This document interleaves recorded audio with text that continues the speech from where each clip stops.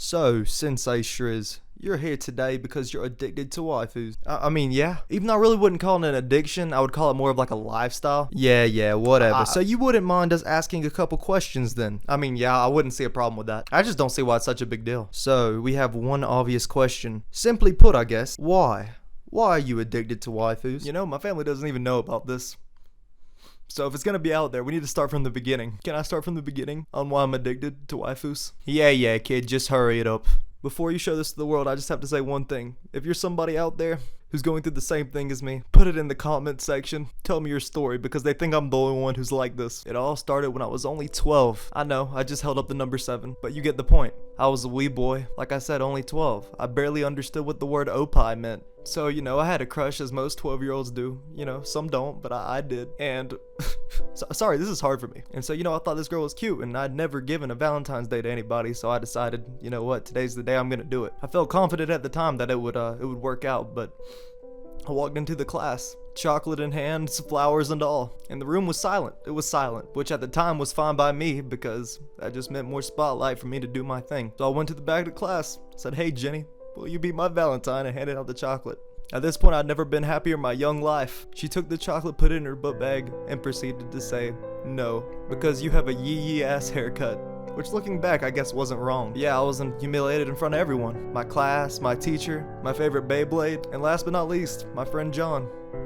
Damn it, John. So I did what most kids did whenever things weren't going their way at school. I pretended to have a stomach ache and went home. And I tried selling it hard, you know, pretending it was one of those stomach aches that apparently makes your legs not work. But my teacher knew what was up, so I got to go home. And that's where it really began. And obviously I pretended to be even sicker to my dad, so I could stay home the next day too, so I wouldn't have to face the humility from the day before. And since it worked and I didn't have to go to school the next morning, I could stay up later. And you know, little me trying to take my mind off things went to Nickelodeon. Lo and behold, found a new show. Little known to me, it was Dragon Ball during the Cell Saga. And there was this blonde girl, and she was beating the shit out of this dude with tall spiky hair. I think his name was Vegetable or something. Don't worry, I remember her name. Android 18. She broke his arm with a kick. It was like love at first sight. This was what I needed. She wasn't gonna humiliate me in front of the whole class. She would simply kick my ass and I would like it. And my small brain knew that from that point on. Wait, hold on, so you like getting your ass kicked? So that was my first experience with anime as well, and a damn good one. Wait, so let me get this straight. This addiction started because you'd rather get your ass kicked basically than be humiliated by being rejected on Valentine's Day. Yeah.